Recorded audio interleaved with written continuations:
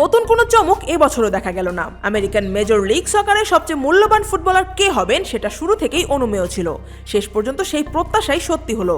Record গড়ে টানা দ্বিতীয়বার MLS এর সবচেয়ে মূল্যবান খেলোয়াড়ের পুরস্কার জিতেছেন আর্জেন্টাইন মহাতারকা লিওনেল মেসি। এর আগে কেউই টানা এই পুরস্কার জেতেননি। দুইবার পুরস্কার জেতা একমাত্র ফুটবলার ছিলেন প্রিড্রাগ রাদোসাভলভেভিচ, যিনি যথাক্রমে 1997 ও 2003 সালে জিতেছিলেন।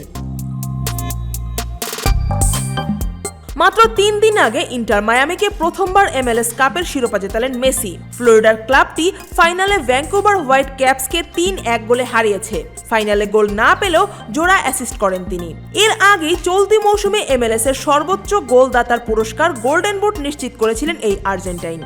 আমেরিকার সর্বোচ্চ প্রতিযোগিতায় মায়ামির হয়ে 34 ম্যাচে মেসির গোল 35টি, সঙ্গে 28টি অ্যাসিস্ট।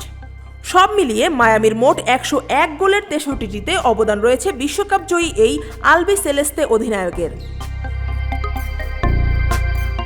2023 সালে মায়ামিতে যোগ দেওয়ার পর ক্লাবটিকে ইতিহাসে জায়গা করে দিতে পেরে খুশি হয়ে মেসি বলেন, আমরা এই ক্লাবে আসার পর শীর্ষস্থানে পৌঁছানো ছিল অনেক বড় চ্যালেঞ্জ, কারণ ক্লাবটি নতুন। এবার লক্ষ্য ছিল MLS কাপ জয় এবং মায়ামিকে সবার উপরে বসানো। আমাদের অনেক বেশি ম্যাচ ও প্রতিযোগিতায় যেতে হয়েছে। এখানে ফাইনাল ও তার আগে ক্লাব বিশ্বকাপ মিলিয়ে আমরা দুর্দান্ত করেছি। সম্প্রতি মায়ামির সঙ্গে 2028 সাল পর্যন্ত চুক্তির মেয়াদ বাড়ান তিনি। ডেভিড বেকহ্যামের ক্লাবকে সর্বোচ্চ চূড়ায় তোলার পুরস্কার যে তাকে পেতেই হবে তা প্রায় নিশ্চিতই ছিল। বয়স ও ওয়ার্কলোড নিয়ে কিছুটা সন্দেহ থাকলেও এবারের MLS মূল্যবান ফুটবলার নির্বাচনে 70% বেশি ভোট পেয়েছেন মেসি।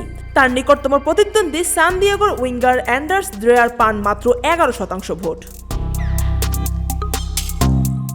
2022 সালে কাতার বিশ্বকাপ জিতে ক্যারিয়ারের পূর্ণতা পাওয়া লিওনেল মেসি এখন পর্যন্ত 48টি ট্রফির মালিক। ব্যক্তিগতভাবে জিতেছেন সর্বোচ্চ 8টি ব্যালন ডিওর, 3বার ফিফা বেস্ট মেন্স প্লেয়ার, 2বার বিশ্বকাপে গোল্ডেন বল, উয়েফা বর্ষসেরা ফুটবলার 3বার, ইউরোপিয়ান গোল্ডেন বুট 6বার, লা লিগায় 6বার সেরা খেলোয়াড়, স্প্যানিশ প্রতিযোগিতায় সর্বোচ্চ গোলদাতা হিসেবে 8টি পিচিচি ট্রফি এবং 15বার আর্জেন্টিনার বর্ষসেরা ফুটবলার।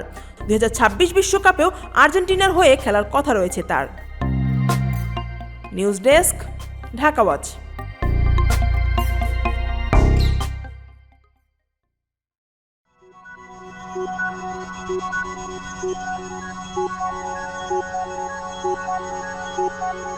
Thank you.